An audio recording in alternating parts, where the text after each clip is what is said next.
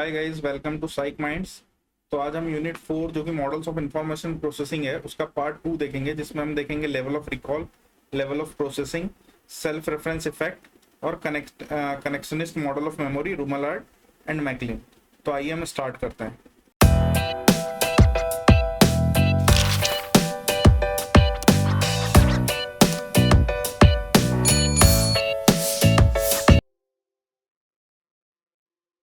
तो हमारा जो सेकंड पार्ट में जो फर्स्ट टॉपिक है वो है लेवल ऑफ रिकॉल। तो एक रशियन साइकोलॉजिस्ट थे प्योटर जिनचेंको।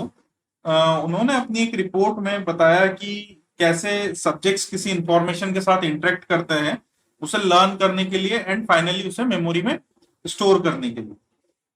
तो इसके पीछे का बेसिक नोशन ये था कि जो वर्ड्स हम मतलब डीप मीनिंग के साथ इनकोड करते हैं, यानी जो लॉजिकली हम चीजों को समझते हैं, वो हमारी मेमोरी में ज्यादा समय तक रहती है, बजाय उन चीजों या वर्ड्स के जो मेमोरी में बिना समझे इनकोड किए जाते हैं। यानी कि जैसे कि किसी सेंटेंस को हमने रट लिया या उसे इलॉजिकली स्टोर किया उनकी बजाय। एंड इस थेसिस को टेस्ट करने के लिए उन्होंने सब्जेक्ट्स को 4 वर्ड्स की 10 सीरीज दिखाई एंड सभी को फर्स्ट वर्ड को बाकी के 3 में से किसी एक वर्ड को कनेक्ट करने को कहा, बट हर ग्रुप को उन्होंने अलग अलग इंस्ट्रक्शंस दिए।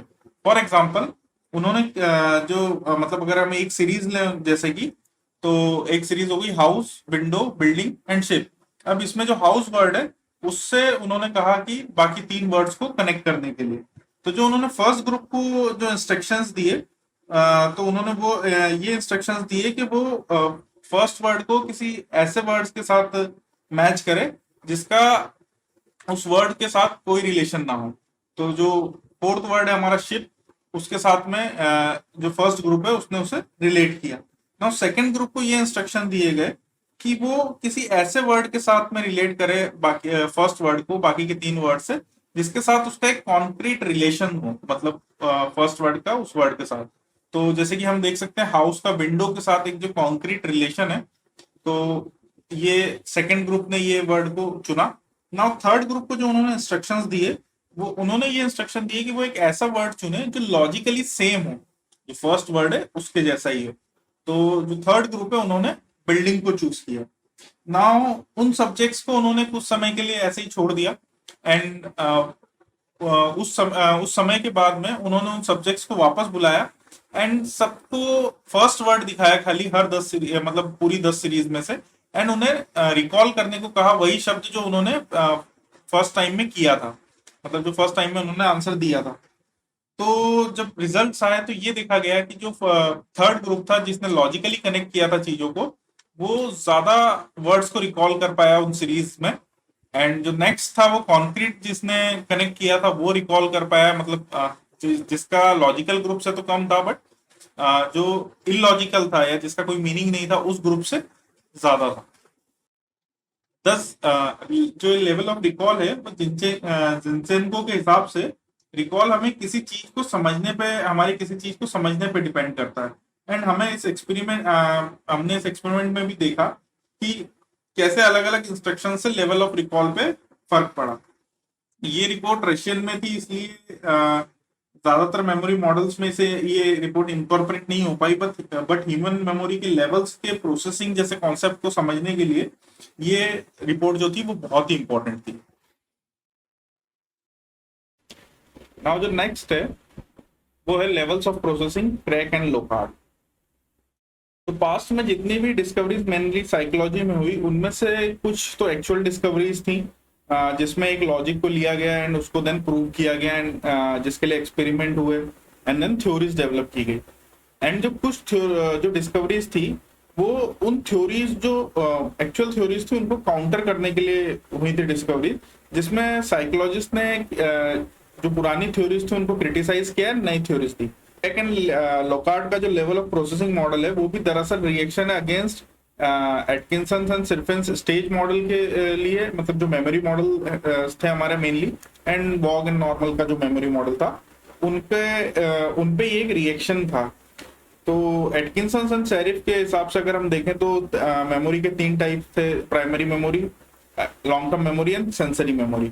बट क्रेक एंड लोकार्ट ने इस बात को नकारते हुए बताया कि memory mainly level of processing पे बेस्ड होती है, एंड स्पेसिफिकली ये दो टाइप्स की होती है, शैलो एंड डीप।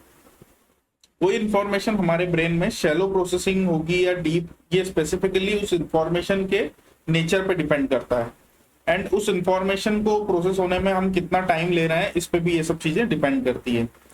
शुरुआती स्थिति में कोई भी इंफॉर्मेशन शैलो लेवल पे होती है, एंड जैसे जैसे हम उस इंफॉर्मेशन में किसी पैटर्न को रिकॉग्नाइज करते हैं या उसका मीनिंग एक्सट्रैक्ट करते हैं, तो वो हमारे ब्रेन में डीपर लेवल पे प्रोसेस होना चालू हो जाती है, उससे हम बहुत लंबे समय तक याद रख पाते हैं। अगर हम इसे एक एग्जांपल से समझे, जैसे कि वर्ड रिकॉग्निशन जब हम करते हैं, तो उस एग्जांपल से समझे, तो वर्ड रिकॉग्निशन में क्या होता है कि पहले हम उस वर्ड से जो रिलेटेड उसमें जो लाइन्स है, कर्व है, उनको एनालाइज करते हैं। उनको एनालाइज करके जो लेटर लेवल्स पे क्या करते हैं हम कि वो उनको लेटर्स में कन्वर्ट करते हैं, यानी कि A B C D, and जो लेटर्स को कन्वर्ट किया है उसके आगे के लेवल्स में क्या होता है, वो वर्ड में हम उनको कंबाइन करते हैं, एंड जो वर्ड्स हैं उनको हम अपने पास्ट एक्सपीरियंसेस के साथ में मैच करके उनको या जब हम उन वर्ड्स को देखते हैं तो वो हमारे दिमाग में स्टोरीज या कुछ इमेजेस को प्रोड्यूस करते हैं जो कि हमारे पास्ट एक्सपीरियंसेस से रिलेटेड होती है, एंड हम उन वर्ड्स को समझते हैं।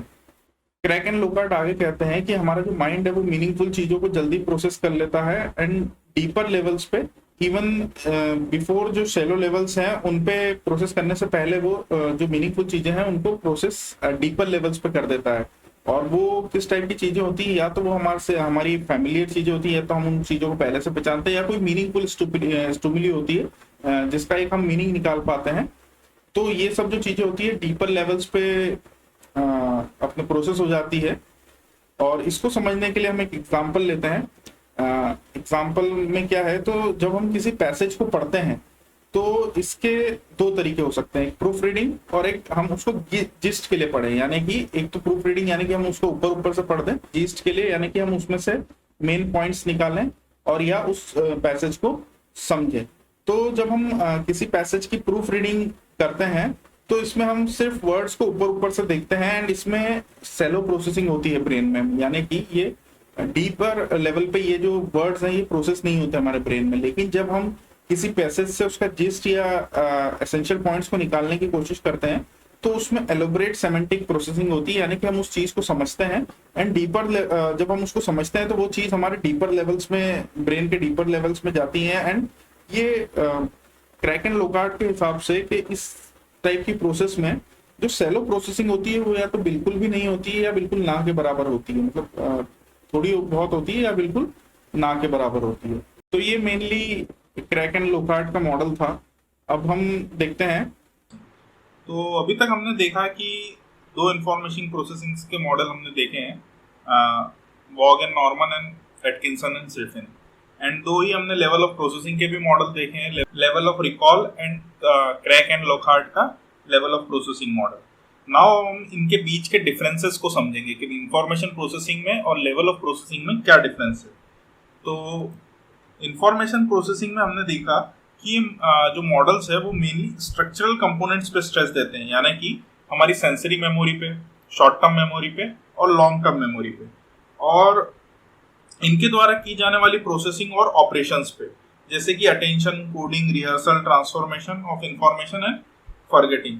जबकि लेवल्स ऑफ प्रोसेसिंग में पहले प्रोसेस को समझा जाता है, देन मेमोरी सिस्टम जो होता है उससे उसको रिलेट करते हैं in terms of what operation that memory system performs. Now information processing models जो होते हैं उनमें सीक्वेंस ऑफ स्टेजेस पे जोर दिया जाता है, या वो स्टेजेस जिसमें कि इंफॉर्मेशन मूव करती है हमारे ब्रेन में प्रोसेस होते समय। कि लेवल्स ऑफ प्रोसेसिंग के हिसाब से हर एक इवेंट के बाद ट्रेसेस फॉर्म, मेमोरी में हमारी ट्रेसेस फॉर्म होते हैं जो हमारी परसेप्चुअल प्रोसेसिंग के बाय प्रोडक्ट होते हैं। एंड ड्यूरेबिलिटी ऑफ मेमोरी इस बात पे डिपेंड करती है कि इंफॉर्मेशन कितनी ज़्यादा डीपली प्रोसेस हुई है, यानी कि जो इंफॉर्मेशन पे प्रॉपर अटेंशन नहीं दिया जाता एंड शैलो लेवल्स पे ही उसे एनालाइज किया जाता है, जल्द ही हम उसे भूल जाते हैं। एंड जो इंफॉर्मेशन डीपली प्रोसेस होती है, जिन्हें फुल अटेंशन दिया जाता है, एनालाइज किया जाता है, इमेजेस के साथ एसोसिएट किया जाता है, वो हमें ज्यादा समय तक याद रहती है। नाउ रिहर्सल ऑफ इंफॉर्मेशन के केस में इंफॉर्मेशन प्रोसेसिंग मॉडल के हिसाब से रिहर्सल या रिपीटेशन से इंफॉर्मेशन शॉर्ट टर्म मेमोरी से लॉन्ग टर्म मेमोरी में ट्रांसफर हो जाती है, जबकि लेवल्स ऑफ प्रोसेसिंग के हिसाब से रिहर्सल दो काम करती है। एक तो उस इंफॉर्मेशन को मेंटेन करती है एंड सेकेंडरी उसे डीपली लेवल्स पे प्रोसेस करती है। एंड इस हिसाब से जो मेंटेनेंस रिहर्सल होती है वो बेटर रिटेंशन को सपोर्ट नहीं करती, यानी कि जब हम सिर्फ मेंटेनेंस के लिए किसी चीज की रिहर्सल करते हैं तो वो हमें ज्यादा लॉन्ग टाइम तक याद नहीं रहती या ज्यादा डीपर लेवल्स पे हमारे ब्रेन में नहीं जाती है। अब जो लेवल्स ऑफ प्रोसेसिंग है, ये तो इनके डिफरेंसेस हो गए, बट जो लेवल्स ऑफ प्रोसेसिंग है इसको भी क्रिटिसाइज किया गया है। जैसे कि इसने इंफॉर्मेशन प्रोसेसिंग मॉडल्स को क्रिटिसाइज किया गया था, तो इसको भी दो तीन तरीके से क्रिटिसाइज किया गया है।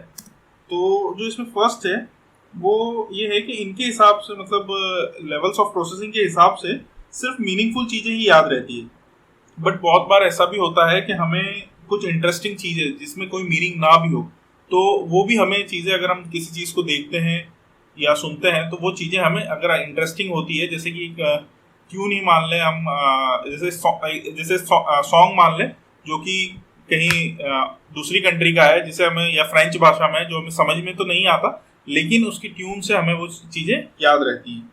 नाउ जो सेकंड है कि जो लेवल ऑफ प्रोसेसिंग मॉडल है ये एक वेग कॉन्सेप्ट है और इसको टेस्ट करना थोड़ा सा इम्पॉसिबल टाइप है। तो नाउ क्रैक और टुल्विंग ने लेवल्स ऑफ प्रोसेसिंग पे कुछ एक्सपेरिमेंट किए ये जानने के लिए कि क्या जो इन्फॉर्मेशन हमें याद रहती है वो लेवल ऑफ प्रोसेसिंग से अफेक्टेड है। जो मॉडल्स हमने देखे पुराने उससे अफेक्टेड है। उन्होंने पार्टिसिपेंट को कुछ सेंटेंस दिए एंड देन उन्होंने उन्हीं पार्टिसिपेंट्स को कुछ क्वेश्चंस उन सेंटेंस को सुनाने के बाद या दिखाने के बाद में कुछ क्वेश्चंस दिए। तो क्वेश्चंस कैसे थे, तो जो उनका फर्स्ट क्वेश्चन था वो था कि जो पार्टिसिपेंट्स थे उन्होंने उन पार्टिसिपेंट से उस क्वेश्चन जो उन्होंने सेंटेंस दिखाए थे उनका एक सेमेंटिक सेंटेंस, यानी कि जो उन्हें समझ में आया है उनका कन्वर्ट करके वो वैसा सेंटेंस बता दे, यानी कि पूरा सेंटेंस बताने की जरूरत नहीं थी, बस जो सेंटेंस से उन्हें समझ में आया वो बता दे या वो वर्ड्स बता दे जो उस सेंटेंस में थे। नेक्स्ट जो उन्होंने क्वेश्चन पूछा कि वो ये वर्ड्स बताएं, मतलब जो वर्ड्स थे वो कौन से फॉन्ट, उनका फॉन्ट कैसा था, यानी कि फॉन्ट कैपिटल लेटर्स थे, स्मॉल लेटर्स थे या सेंटेंस केस में था, वो ये बताया। और थर्ड केस में उन्होंने सब्जेक्ट्स को ये बताया कि वो एक्चुअल वर्ड्स जो उस सेंटेंस में थे मतलब वो उनको बताए। तो उन्होंने देखा कि जो फर्स्ट क्वेश्चन था उसका तो आंसर कई लोगों ने दे दिया, बट जो सेकंड और थर्ड क्वेश्चन था उसको आंसर देने में लोगों को प्रॉब्लम हो रही थी। यानी कि जो चीज़ें हमारी सेमेंटिक मेमोरी, यानी कि जो चीज़ें हमें समझ में आ जाती थी वो चीज़ें हमें ज़्यादा समय तक याद रहती थी बजाय उन चीज़ों के जो हम देखते थे या जिसे हम सुनते थे। इसी से रिलेटेड है एक और self reference effect. Basically self reference effect का मतलब है कि जो चीज़ें हम खुद से रिलेट करते हैं during process of encoding in memory, वो इन्फॉर्मेशन हमें ज़्यादा समय तक याद रहती है। फॉर एग्जाम्पल, अगर हम अपने होम टाउन के बारे में कुछ नया पढ़ते हैं तो वो हमें ज़्यादा समय तक याद रहता है क्योंकि हम उससे रिलेट कर पाते हैं। एंड बजाय इसके अगर हम किसी और सिटी के बारे में कुछ पढ़ते हैं तो अब इस सेल्फ रेफरेंस इफेक्ट को रॉजर्स, क्यूपर एंड किरकर ने एक पावरफुल मेथड बताया है हमारी किसी इंफॉर्मेशन को लंबे समय तक स्टोर करने के संदर्भ में। उन्होंने सब्जेक्ट्स को कुछ इन साइंटिस्ट ने भी सब्जेक्ट्स को कुछ वर्ड्स दिए एंड देखा कि सब्जेक्ट्स वो वर्ड्स को ज़्यादा अच्छे से रिकॉल कर पाते थे जो उनकी लाइफ से रिलेटेड थे। एंड इस इफेक्ट के लाइट में आने के बाद कुछ लोगों का यह भी मानना था कि self reference task memory system में एक स्पेशल जगह में स्टोर होती है। तो नेक्स्ट है कनेक्शनिस्ट मॉडल ऑफ मेमोरी जो कि रूमलहार्ट एंड मैकलेन ने दिया है।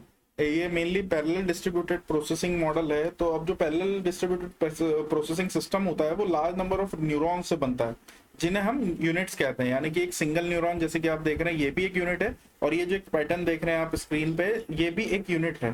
तो अभी हम आगे देखते हैं कैसे ये दोनों एक यूनिट है।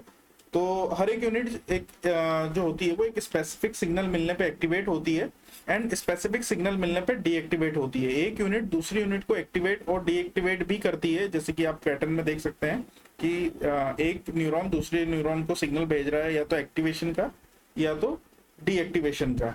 एंड ये कनेक्शन एक्साइटरी भी हो सकते हैं और इनहिबिटरी भी हो सकते हैं। एक्साइटरी सिग्नल वो होते हैं, फॉर एग्जांपल अगर हमें चोट लगती है एंड दर्द होता है तो यूनिट्स एक्टिवेट होती हैं एंड हमें दर्द पता चलता है, तो ये एक्साइटरी सिग्नल होते हैं। एंड जब हमारे दर्द धीरे धीरे ठीक होता है तो वही यूनिट्स डीएक्टिवेट होती हैं एंड हमें दर्द का एहसास नहीं होता है, तो उन्हें हम इनहिबिटरी सिग्नल कहते हैं। एंड हर यूनिट बहुत से अलग अलग यूनिट से अटैच होती है एंड चेंज इन एक्टिवेशन एक्साइटरी और इनहिबिटरी के नेट इनपुट पे डिपेंड करता है। एंड इस तरह के सिस्टम में जो नॉलेज हमारी प्रोसेसिंग को गवर्न करती है वो इन यूनिट्स के बीच के कनेक्शंस में स्टोर रहती है, और यही कनेक्शन डिटरमाइन करते हैं कि किस इनपुट इंफॉर्मेशन के प्रेजेंटेशन में जो यूनिट्स हैं वो किस पैटर्न में ऑर्गेनाइज होंगे। यानी कि लर्निंग और मेमोरी स्टोरेज इन जो होता है वो इन कनेक्शंस की स्ट्रेंथ पे डिपेंड करता है। नाउ जो पीडीपी मॉडल्स है, जनरली दो टाइप के मॉडल्स होते हैं, एक लोकलिस्ट और सेकंड डिस्ट्रीब्यूटेड मॉडल। तो जो ये कनेक्शनिस्ट मॉडल है, डिस्ट्रीब्यूटेड मॉडल है, जो कि न्यूरॉन पैटर्न जो आप सेकंड वाला देख रहे हैं उस पर डिपेंड करता है। और जो फर्स्ट जो लोकलिस्ट मॉडल है वो एक सिंगल न्यूरॉन को एक यूनिट मानता है, जबकि जो कनेक्शनिस्ट मॉडल है वो जो एक पैटर्न बन रहा है ये न्यूरॉन्स का, जो एक इंफॉर्मेशन मिलने पे एक्टिवेट होता है, तो इसे पूरे को एक ये एंड हमने जो ये यूनिट 4 है ये कंप्लीट कर ली है। So thank you.